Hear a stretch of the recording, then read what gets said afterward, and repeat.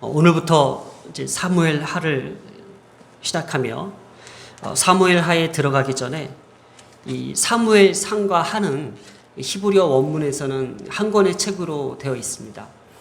그러나 이제 세월이 흘러가면서 이제 72년 번역에서는 이 사무엘 상하를 이렇게 분리하기도 했습니다. 그래서 우리의 성경은 이제 사무엘 상과 사무엘 하는 이렇게 나눠져 있지만은 그 내용 자체는 계속 이어지고 있는 것을 볼 수 있습니다. 사울이 죽은 그 사건 이후에 바로 이제 다윗이 아말렉 사람을 이제 친 그 사건 이후 계속 그 스토리가 지금 겹쳐지고 있습니다. 이렇게 사무엘 상의 시작으로부터 우리는 성경의 그 역사를 볼 수 있는 것이 모세 시대, 그다음에 여호수아 시대, 이 사사 시대를 끝으로 한 이 사무엘상은 다시 이제 왕정 시대로 접어드는 그 역사서라고 볼 수 있습니다. 이렇게 이스라엘의 사회 정치 체제로 계속 유지되었던 어떤 이 신정 체제, 그러니까 하나님께서 다스리셨던 모세를 통해서 여호수아 때에 또 사사 시대를 통해서 하나님께서 직접 관여하셨던 그 시대에서 이제 인간들이 다른 부족들처럼 우리도 한 나라의 왕이 필요하다고 해서 그 왕을 세웠던 초대 이스라엘의 왕, 이 사울의 몰락과 함께 하나님은 계속 그 왕정 시대를 이어나가시고자 하지만 그래서 지금 다윗을 또 이스라엘의 새로운 왕으로 하나님께서 준비시키시고자 합니다. 그러나 이것이 사울의 인본주의적인 어떤 그 시대적 왕이 아닌 좀 하나님의 말씀에 순종하고 하나님을 따르는 그 신본주의적 왕을 하나님께서 이제 세우시고자 하는데 이게 비록 왕정 시대로 왕이 통치하는 시대로 접어들었지만은 실질적으로 결국은 이 이스라엘이라는 이 나라는 왕정 체제가 세워지고 가고 있지만은 결국은 하나님의 뜻에 의해서 하나님께서 다스리시는 나라일 수밖에 없다라는 것을 보여주는 것이 이제 사무엘 하입니다. 아무리 인간의 왕이 한 나라를 다스린다 할지라도 거기 위에는 반드시 하나님께서 통치하고 계시고 있다라는 것을 사무엘 하에서 더욱더 보여주고자 하는 것이 의도가 있다고 봅니다.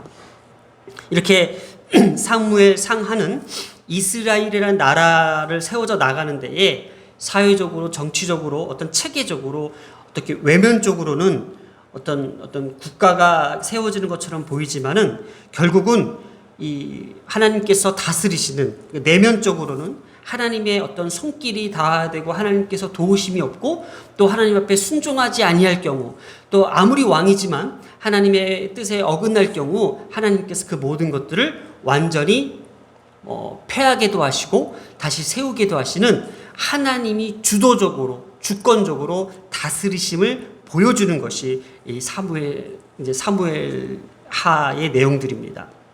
뭐 사무엘 상도 역시 하나님께서 기름 부어 세웠던 사울 왕이 결국은 어떤 자기의 소견에 오른 대로 사사 시대 때에 물려왔던 그 정체성들이 그대로 드러난 거죠. 또 회개하고 반복하고 회개하고 죄짓고 회개하고 죄짓고 이런 반복적인 이런 순환 속에서 하나님의 구원은 멈춰져 있지 않지만은 계속되지만은 결국 하나님께서 하나님의 말씀에 순종하지 않았던 그 부분에 대해서는 결단코 용납하지 아니하셨던 것. 그러나 하나님의 구원의 역사는 계속 되어져 간다는 것이 사무엘 상이었습니다. 이렇게 또 사무엘 하에는요, 이제 그 이스라엘의 남쪽과 북쪽이 분열되는 것도 보여줍니다.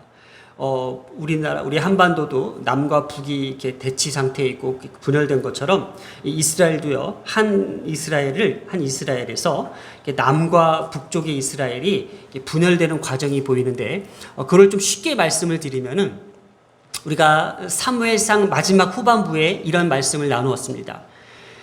사울의 어떤 정치적 체제가 무너지는 가운데서 이 틈을 타서 블레셋이 침공을 합니다. 자, 다윗은 어디에 있죠? 다윗은 사울의 쫓김을 피하기 위해서 블레셋에 망명한 상태에 있습니다. 지금 이스라엘 상태는 어디 있어요?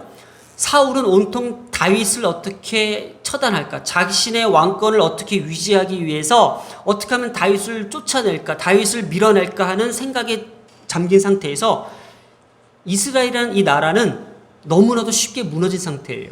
그리고 이 사울이 다윗이 지금 블레셋 쪽으로 망명에 들어간 것을 알고 남쪽 유다에 블레셋이 남유다와 가까이 있다라는 거예요. 그 근처에 있었어요. 그리고 블레셋은 그 남쪽에 있는 남유다 이스라엘을 치기 위해서 점점 가까이 진전해 와 있었고요. 그 가운데서 그 전투, 길보아사 전투에서 사울은 죽고 맙니다. 사울은 목이 베어 잘려나갔고 세 아들들도 죽고, 세 아들들이 죽었다는 것은 더 이상 사울의 왕권이 지속되지 아니할 것이라는 암시적 예언이었습니다. 자, 이 가운데서 이 남유다는 완전히 초토화되었습니다. 자, 그런데 이 북쪽은 아직 블레셋이 건들질 않았어요. 그러니 지금 이 사무엘 하의 내용 중에 하나가 사울의 군대 장관이었던 아브넬이, 사울의 세 아들은 죽었고 넷째 아들 이보셋이 있어요. 이 아브넬이, 사울의 군대 장관이었던 아브넬이 사울의 넷째 아들 이보셋을 이스보셋을 이렇게 내세워서 이 북쪽을 다스리게 만듭니다.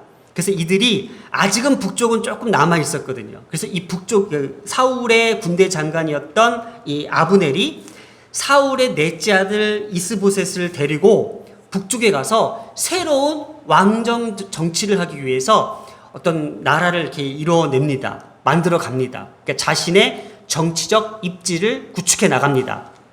자, 그리고 이 다윗은 사울의 죽은 이 소식을 듣고 또 그 남유다, 이 남쪽에 있는 이스라엘이 완전히 초토화된 사실을 알고 이제 다윗이 다시 내려오기 시작합니다. 그래서 다윗이 그쪽 남쪽 이스라엘을, 남유다를 이렇게 정비하는 그 가운데에 자신의 정치적 입지를 구축합니다. 자, 그러면 어떻게 돼요? 남쪽과 북쪽이 지금 서로 다른 입장을 갖고 있다라는 거예요. 사울의 가문 이스보셋은 더욱더 아버지의 뒤를 이어 그 왕권을 유지하려고 하겠죠. 그리고 이 남쪽 유다는 더 이상 이 사울의 가문은 우리에게는 이스라엘을, 우리 나라를 맡길 수 없다.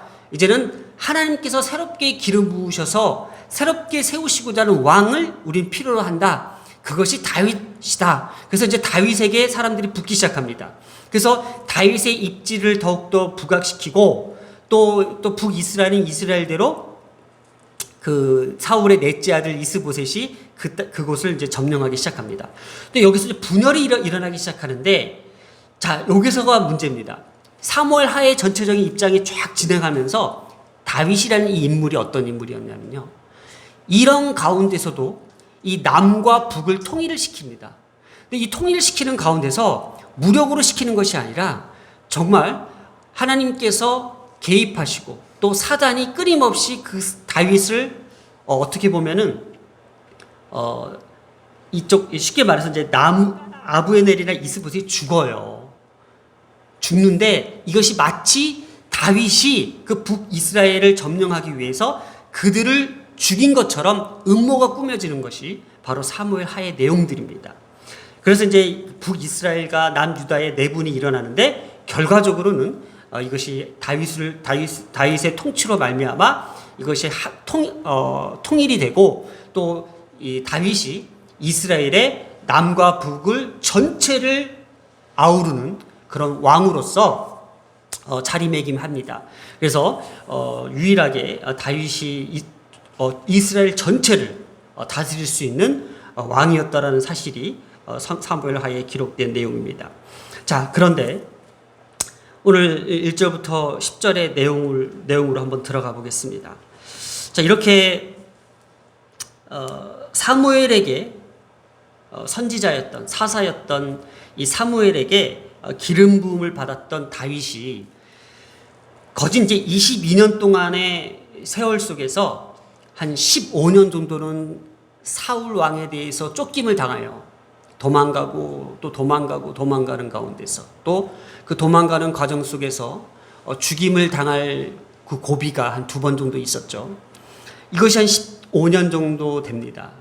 그리고 이 7년이라는 시간 속에 이제 사울 왕이 죽고 이스라엘 왕이 되기까지, 제가 조금 전에 말씀드렸던 남유다와 북이스라엘이 통합이 돼서 그 한 나라의 왕이 되기까지 한 7년이라는 시간이 걸려요. 근데 이 7년이라는 시간도요, 다윗에게는요, 고통의 시간들이었어요.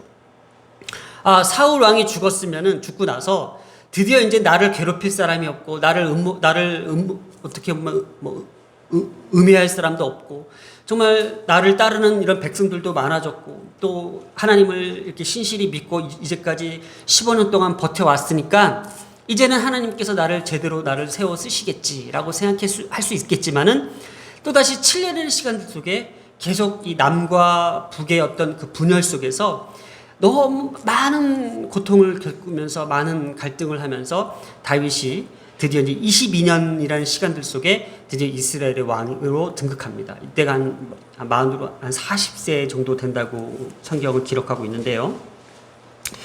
이렇게 22년이라는 시간들 속에서 다윗 왕은 온 이스라엘의 왕으로 추대됨으로써 이스라엘을 통일 왕국으로 세우게 됩니다.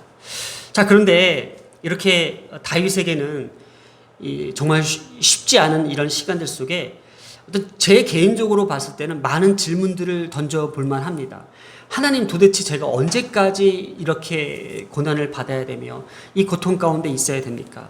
이제는 좀 살만할 것 같은데 왜 또 이런 저에게 고통을 주십니까? 라고 그런 내용들이 있을 법한데, 지금 내용 1절, 그 사무엘하 1장 1절에서 이렇게 내용 들어갑니다. 사울이 죽었죠. 또 다윗이 아말렉을 쳐 죽이고, 자, 시글락이 불타면서 시글락의 부녀자들을 피랍했던 그 아말렉들을 쫓아가서 아말렉을 완전히 멸절시키고 그 부녀자들을 다시 되찾아오고 거기에 전리품까지 다 회수해 오면서 다시 어디로 돌아왔죠? 시글락으로 돌아왔어요. 그럼 그렇잖아요. 제가 지난번에도 말씀드렸지. 시글락은 유일하게 다윗의 삶의 터전이었어요. 그것을 정비하고 그것을 새롭게 가꾸어야 되기 때문에 다윗은 할 것이 많을 것입니다. 자, 그래서 다윗이 시글락에서 이틀을 머물렀더니, 자, 이제 이틀 동안 머무른 가운데서 사흘째 되는 날에 한 사람이 등장합니다. 저도 이 한 사람에 대해서 되게 의문이 많이 갖고, 사무엘하를 시작하면서 이 한 사람에 대한 등장에 대해서 과연 성경은 우리에게 무엇을 가르쳐주고 무엇을 말해주고자 하는 것에 대한 포인트를 잡기 시작했습니다. 사무엘하 1장 1절에서 10절까지 내용을 오늘 준비하면서 이 한 사람이 누구냐면은 아말렉 사람이라고 자기가 밝히고 있어요. 자, 이 한 사람에 대해서 성경은 우리에게 이 말씀의 계시를 통해서 우리에게 무엇을 계시하고자 하는 것에 대해서 더욱더 깊이 파고들지 않을 수 없었습니다. 자, 사흘째 되는 날 이 한 사람이 갑자기 등장합니다. 그런데 이 한 사람은요, 사흘 진영에서 왔다고 합니다. 그런데 그 사람의 모습은요, 옷은 찢어져 있고 머리에는 흙더미가 뒤덮여져 있고, 그리고 다윗 앞에서 엎드려서 절을 합니다. 그러면서 다윗이 그 한 사람에게 묻습니다. 너는 어디서 왔냐고 묻습니다. 그 한 사람은요, 이스라엘의 진영에서 도망하였다라는 겁니다. 그러니까 블레셋과 이스라엘과 전쟁 중에서 지금 이스라엘 진영은 완전히 블레셋이 지금 점령한 상태예요. 우리가 그 사무엘상 31절에 블레셋 사람들이 이스라엘에 머물렀다 했습니다. 들어왔다. 히브리어 원문으로 들어왔다라고 합니다. 이미 이스라엘 진영은 블레셋 사람들의 어떤 기지가 되었습니다. 이제 식민지가 된 것처럼 보이죠.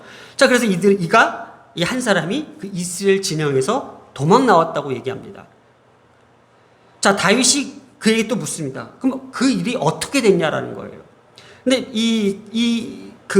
어떻게 된 일이길래 너는 이스라엘에서 지금 왔냐 이거죠. 자, 너는 내게 말하라. 그럴 때 그 사람이 이렇게 얘기합니다. 그 한 사람이 군사가 전쟁 중에, 그러니까 이스라엘과 블레셋과 전쟁 중에서 많은 사람이 죽었고 거기에 사울과 그의 아들도 죽었다라는 거예요. 여기에서 다윗이 충격을 먹습니다. 사울이 죽었다라는 소식을 이 사람을 통해서 듣게 된다라는 거예요. 어쩌면 사울은요, 저 같으면 그랬을 것 같아요. 끊임없이 도망다니고 끊임없이 추격당하는 자기 자신이 지금 누구 때문에 힘든 거예요? 사울 때문에 그 모진 고통을 당하고 있잖아요. 야, 사울이 드디어 이제 하나님께서 사울을 처단해 주셨구나. 드디어 이제 내 시대가 왔구나. 드디어 더 이상 망명생활을 하지 않아도 되고, 드디어 숨어 지내도 되지 않아도 되고, 드디어 이제 굶지 않아도 되고, 드디어 이제 내 나라, 내 땅을 향하여 내가 하나님께 주신 그 땅을 향해서 내가 그곳에서 하나님께 주신 그 사명들을 펼쳐나갈 수 있겠구나라고 생각할 수도 있습니다. 그러나 여기서 다윗이 충격을 먹겠습니다. 사울과 그 아들 여기 보면 요나단도 죽었다고 기록합니다. 4절에 보면 요나단도 죽었나이다 하는지라. 자, 다윗이 자기에게 알리는 청년에게 다시 묻습니다. 사울과 그의 아들 요나단이 죽은 줄 내가 어떻게 아느냐는 거예요. 믿고 싶지 않은 거예요. 믿기지 않는 거예요. 지금 다윗에게는요, 사울과 그 아들들 요나단이 왼수가 아니라 자기의 지금 너무나도 충격적인 아픔이 온 거예요. 그랬더니 6절입니다. 6절을 잘 보셔야 됩니다. 6절에 이 청년, 이 한 사람에 대해서 성경은 이렇게 묘사하고 있어요. 여기 보면은 1인칭 자기 자신을 나타내는 1인칭 주어를 썼는데, 보통 결과적으로 말씀드리면은 이 한 사람, 이 청년, 이 아말렉 사람이라는 이 사람은요, 거짓말을 하고 있어요. 이 이야기들을 꾸며내고 있다라는 거예요. 근데 이 꾸며내는, 왜 다윗 앞에서 이 얘기를 꾸며낼까라고 한번 생각해 볼 때에 지금 자신이 다윗에게 잘 보이고 싶나 봐요. 지금 자기가 살 길은 이 다윗에게 붙어 있어야 될 것 같았어요. 그리고 아마 이스라엘의 다음 그 차기 왕은 다윗이 될 것인지를 어떻게 알았는지 몰랐는지 모르겠어요. 성경은 나오지 않고 있어요. 근데 아무튼 왜 이런 거짓말까지 하면서, 보통 거짓말을 하는 사람들의 유형은 내가 이렇게 했고, 내가 말이야, 내가 그게 아니고, 내가 그렇게 했고, 이 자기 자신을 더 두각시키고 자기 자신을 더 어필하기 위해서 그런 표현들을 많이 쓴 것처럼 이 성경에도요, 보세요. 내가 우연히, 또 나를 보고 내가 대답하되 내가 여기 있나이다, 내게 이르되 내가 그에게 대답한 즉 나는 아말렉 사람이다 라고 성경은 계속 이렇게 표현하고 있어요. 이렇게 반복적인 표현을 통해서 지금 이 청년의 좀 수상함을 느끼게 된다라는 거예요. 근데 이 수상함을 다윗은 알았을까, 아니면 그대로 믿었고 속아 넘어갔을까에 대한 질문이라는 거예요. 한번 보겠습니다. 자, 그에게 이런 소식을 알리는 청년에게 다윗이 묻습니다. 어떻게 너가 그것을 아느냐? 그랬더니 내가 우연히 길보아 산에서 올라가 보니 사울이 자기 창에 기대고, 자기 창에 기대는 것은 지금 자기가 어떤 상해를 입었어요. 사울이 상해를 입고 자기 창에 의지해서 이렇게 버티고 있다라는 표현을 쓴 거예요. 그리고 그 병거와 기병들이 그를 깊이 쫓아간다는 거예요. 지금 어떤 머릿속으로 상상해 보면은 사울은 지금 어떤 활에 찔려서 피를 철철 흐르고 있고 지금 그 간신히 자기 창에 기대고 있는데 거기에 그 병거와 기병들이 급히 그를 쫓아온다라는 거예요. 기습한다라는 거예요. 그런데요, 여기 길보아 산에 올라가 보니 할 때 이 길보아 산이요, 이 석회암으로 되어 있는 산등성입니다. 그리고 이게 해발 500m가 되는 고지에 있어요. 실질적으로. 그러면은 생각해 보면은 자기가 지금 그 석회암으로 된, 그러니까 뭐 나무로 된 것도 아니고 돌산이에요, 돌산. 돌로 이 가득 석회암으로 된 이 돌산의 한 산등선 위에 한 해발 500m 된 고지에서 자기가 이렇게 올라다 지켜보고 있는데 거기에 사울이 지금 상해를 입고 창에 기대어 의지하고 있다라는데 거기에 어떻게 병거와 기병들이 그 돌산을 올라올 수 있습니까? 오늘날 현대식 무기도 이 전차와 뭐 탱크도 그렇게 높은 고지를 올라갈 수 있는 무기는 그렇게 흔하지가 않아요. 뭐 위에서 헬리콥터가 아닌 이상은. 근데 여기 지금 병거와 기병이 그를 급히 따르는데, 그러면서 이제 사울이 뒤를 돌아 나를 보고, 그 한 사람 자기를 보고 자기를 불렀대요. 사울이 그 아말렉 사람 그 청년을 이렇게 불렀대요. 그래서 그가 이제 사울이 이렇게 물어봤대요. 너는 누구냐라고 물어봤다라는 거예요. 그랬더니 이 사람이 나는 아말렉 사람이다라고 사울에게 대답했다는 내용이에요. 자, 여기서 보면은 또 내게 이르되, 이제 사울이 내 목숨이 아직 완전하지 않으므로 내가 지금 고통 중에 있다. 그러니까 너는 내 곁에 와서 나를 좀 찔러서 죽여다오라고 그 청년에게 부탁했다라는 내용이에요. 자, 그런데 이건 어디서 많이 들었던 내용이죠. 사무엘 상에서도 옆에 있는 그 군대 그 부하에게 내가 지금 저들 할례 받지 않은 자들의 손에 죽느니 차라리 내 칼에 죽기를 원한다 해서 내 칼을 뽑아서 나를 찔러 나오라고 했어요. 그래서 그 찔르지 못했어요. 그리고 그때 사울은 자살한 걸로 성경은 기록하고 있어요. 그러면은 분명히 사무엘상 마지막 장에 사울은 자살한 걸로 등장했는데 여기에서는 아말렉 청년으로 의해서 자기가 찔림을 당했다라고 기록한 거예요. 그런데 여기에서 문제는 10절에 그가 엎드려진 후에 살 수 없는 줄을 내가 알고라고 기록하고 있어요. 저는 여기에서 좀 힌트를 얻었어요. 자, 보세요. 여기에서 사울이 더 이상 살지 못할 것을 내가 알고라고 표현을 썼어요. 이 한 사람, 이 청년, 아말렉 사람이라는 사람이. 어떻게 사울이 더 이상 살지 못할 것을 그가 어떻게 판단하며 그가 어떻게 알았냐라는 거예요. 사울이 어떻게 죽은지 그가 판단할 수 있냐라는 거예요. 이게 어떤 뜻을 갖고 있냐면은 여기에서 내가 알다라는 뜻이에요. 그래서 보세요. 내가 그것을 알고 내가 지금 사울이 죽을 것 같으니까는 그냥 내가 어떻게 했어요? 찔러 죽였다라는 거예요. 내가 판단해서 사울이 더 이상 살 것 같지 않으니까 내가 판단해서 내가 알고 내가 사울을 찔러 죽이고 그 머리에 있는 왕관과 팔에 있는 고리를 벗겨서 내가 다윗 당신 앞에 가져왔습니다라고 한 거예요. 말이 안 되는 게 많아요, 지금. 사울이 지금 전쟁 중에 있어요. 무슨 왕관을 쓰고 있겠어요? 왕의 띠를 하나 쓰고 있겠죠. 그리고 자기가 죽였다는 것을 강조하고 있어요. 그리고 그것을 왕관과 팔찌를 다윗 앞에서 갖다 바치면서 내가 사울을 죽였어. 당신이 그토록 힘들어하고 그토록 원수처럼 여겼던 그 왕을 내가 깔끔하게 처단해서 봐봐 증거물로 내가 이것도 가져왔어. 어때? 나 쓸만하겠지? 라고 마치 그 모습이 보이는 것 같아요. 다윗은 이 장면을 보고 어떻게 행동했을까? 어떤 판단을 내렸을까?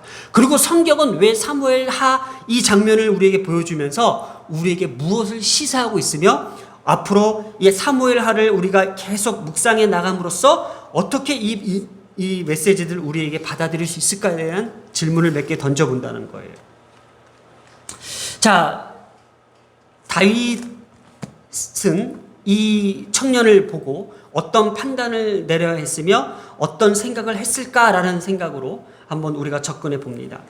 지금 분명한 것은 이 한 사람, 이 아말렉 사람은 지금 다윗 앞에서 거짓을 말하고 있습니다. 그리고 다윗은 이것을 그대로 믿지 않습니다. 자, 이 청년이 알고 있는 이 사실들, 청년이 지금 자기 판단에 의해서 모든 것을 지금 행동해 나가는 이 사실들, 그리고 다윗은 이제 다음 주에부터 나오는 이 내용들은 보면은 이제 다윗이 이 얘기를 듣고 옷을 잡아 찢음에 정말 애통해하고 또 이 사울과 그의 아들 요나단과 여호와의 백성들이 그 칼의 죽음으로 말미암아 저녁 때까지 슬퍼하며 금식하며 울었습니다. 그리고 이 소식을 전한 그 청년은 다윗이 죽입니다. 자, 이것이 어떤 의미를 갖고 있냐라는 거죠. 이 청년은요, 이건 제 판단, 제가 성경을 읽다 보니까 깨달았던 부분인데, 주석은 나와 있지 않았기 때문에 이거를 제가 좀 얘기해가 좀 그런데, 제 판단은 이렇습니다. 제 생각은, 이 한 사람은요, 어떤 사울의 측근이 아니면 다윗의 측근일 수 있다는 생각이 들었어요. 왜냐하면, 그냥 나는 아말렉 사람이다라고 얘기하고 있지만은, 아말렉 사람으로서 이스라엘에게 귀화한 사람이 아닌가. 그리고 이 사람은 그저 전쟁 중에 어떤 측근이기보다도 이 모든 상황들을 잘 알고 있고 전쟁 중에 아말렉 사람으로서 전리품들을 훔쳐가는 그냥 약탈자일 뿐일 거라는 생각이 들어요. 이것이 이제 여기까지가 이제 주석에는 이제 약탈자로만 표현을 하는데 저는 약탈자이기보다도 사울과 다윗의 그 관계를 잘 알고 있는 측근이 아닌가라는 생각이 드는 게 지금 보세요. 내가 사울이 죽은 줄 알고 칼로 완전히 확인 사살하고 왕의 왕관과 팔고리를 내가 당신 앞에서 가져왔다라고 했던 표현은 뭐예요? 당신이 그토록 힘들어하고 그토록 원통해하고 그토록 억울한 그 상대, 그 왼수된 그 사울을 지금 내가 이렇게 처리했으니 내가 이렇게 증거물로 가져왔으니 나 좀 이제는 어떻게 좀 좋은 자리에 나를 좀 걷어달라는 거 아니에요? 아니면은 지금 여기서 내가 어떻게 사울이 더 이상 살지 죽을지 어떻게 알았다라는 거예요. 이거는 쉬운 얘기가 아니라는 거예요. 뭐 오늘날 우리가 좀 쉽게 말하는 그 안락사도 그렇잖아요. 의사가 어떻게 그 사람이 죽을 줄 알고 살 줄 알고 그걸 어떻게 판단해요? 그 생명은 하나님께 달려 있잖아요. 그래서 이 안락사의 문제가 쉽지는 않은 거예요. 그 생명이 의사가 죽을 것인지 살 것인지 어디면 계속 코마 상태에 있을지 아니면 깨어날지 모르잖아요. 그래서 이 안락사가 그렇게 그 논쟁이 되듯이 쉽게 사람이 죽을지 말지에 대한 판단은 쉬운 것이 아니에요. 근데 여기서는 내가 알다라는 표현을 썼다라는 거. 오늘날 우리도 이 청년 같은 잘못된 오류를 범할 수 있는 여건이 된다라는 거예요. 다윗이 왜 이 청년을 죽였는지 아십니까? 기름 부은 자를 내 손으로 죽였다라는 그 이유만으로. 다윗의 중심에 뭐가 있어요? 하나님의 율법, 그리고 하나님의 공의. 하나님은 공평하시고 의로우신 분이라는 거죠. 하나님의 공의적 입장에서 그것은 너가 판단할 일이 아니라는 거예요. 그건 네 생각이고 네 판단이고 네 결정이고 네 주관이고 네 생각이라는 거예요.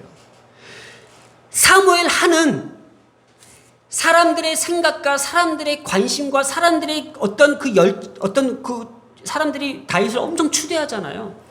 사람들에 의해서 움직여지는 왕이 아니라 하나님의 공적인 의, 공평하신 그 의로움으로 움직여져야 될 역사라는 거예요. 이 나라는요, 이스라엘이라는 이 땅은 하나님이 공의로 다스려 주시는 나라지 한 사람에 의해서 좌지우지되는 나라가 아니라는 거예요. 그래서 보세요. 다윗이 왕권을 잡았을 때 북쪽에는 아람 족속, 서쪽에는 블레셋, 남쪽에는 에돔, 동쪽에는 모압과 암몬을 다 정복합니다. 그런데 인간적인 생각에 이 동쪽의 모압과 암몬을 거의 다 쳐나가는 과정 속에서 여기에서 인간적인 욕구에 자신에 끌려요.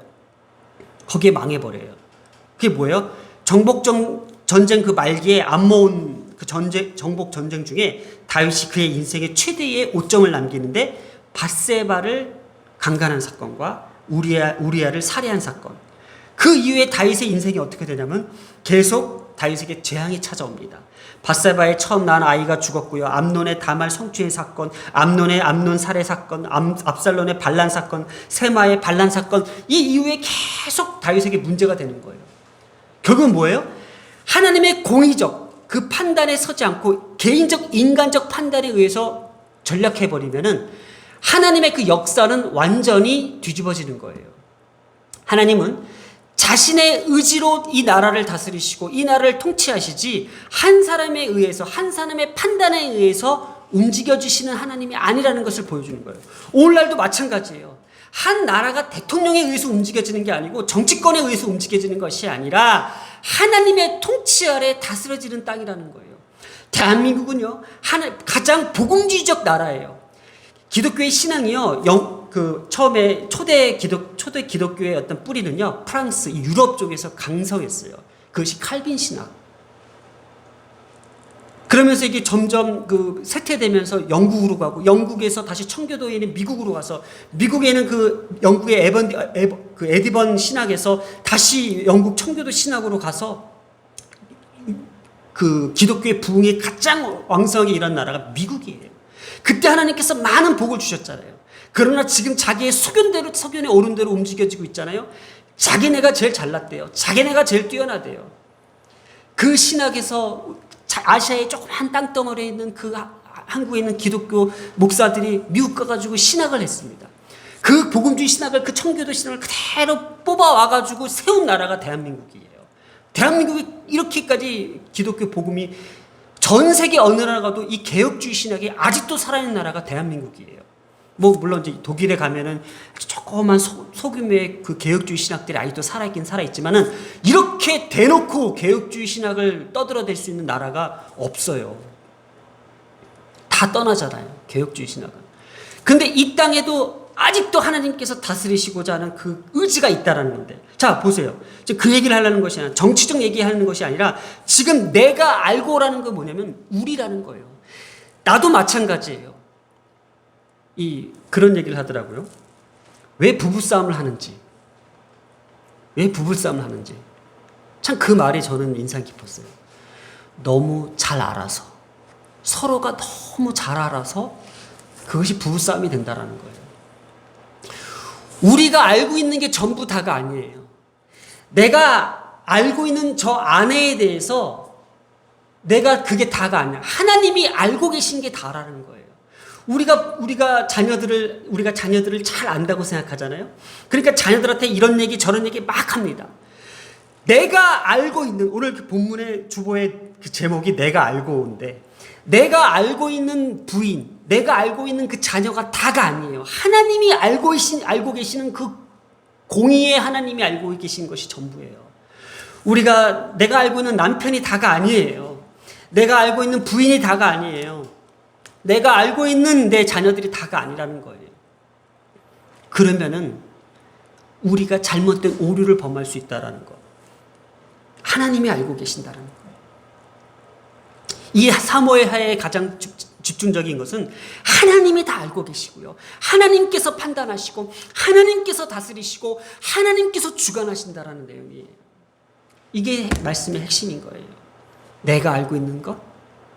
마치 이 한 사람의 등장과 이 사람이 알고 있는 이 전부가 마치 그럴듯하잖아요. 그리고 다윗에게는 이만큼 확실한 어떤 증거들도 없잖아요. 그러나 다윗은 어땠어요? 야, 너 대단하다. 야, 드디어 사울 끝났어. 내 시대로 하나님께서 펼쳐주실 거야. 그래, 너가 정말 충성됐다. 내가 너로 인하여 내가 다시 한번 새로운 역사를 한번 펼쳐보겠다가 아니잖아요. 그래? 다윗은요, 하나님의 공의의 심판의 칼날을 본 거예요. 그래서 그 사람의 말이 아무리 옳더라도 그 사람의 다윗의 기준에는 하나님의 공의적 심판으로 그 사람을 죽이고 맙니다. 맞습니다. 오늘날 우리의 기독교도 마찬가지예요. 우리의 교회도 마찬가지예요. 하나님의 말씀을 접하는 우리들도 마찬가지예요.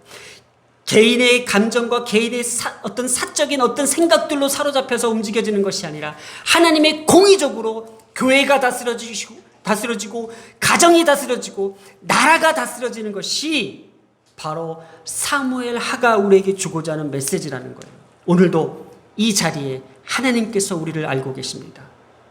하나님께서 우리를 다스리고 계십니다. 하나님께서 우리의 자녀들을 다스리고 계십니다. 하나님께서 우리의 가정을 다스리고 계십니다. 하나님께서 이 교회를 움직이고 계십니다. 하나님의 공의가 우리 가운데에 문떠지기를 원합니다.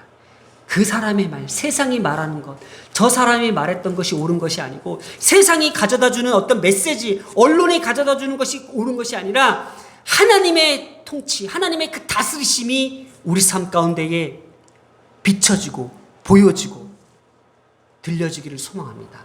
다윗이 하나님의 기준에 섰던 것처럼 기도하겠습니다.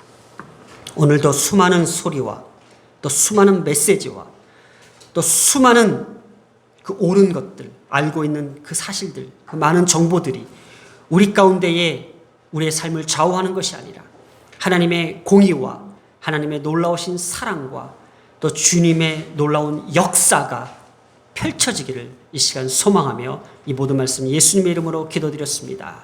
아멘.